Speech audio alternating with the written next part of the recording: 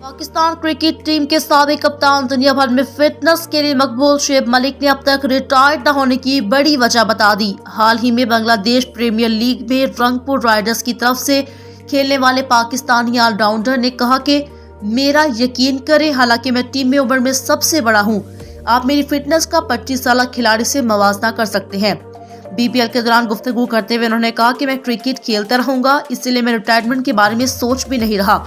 वाज़ेह है, गुज़िश्ता रोज अपनी 41वीं सालगिरह मनाने वाले शुएब मलिक ने टेस्ट डेब्यू 2001 में बांग्लादेश के खिलाफ किया था।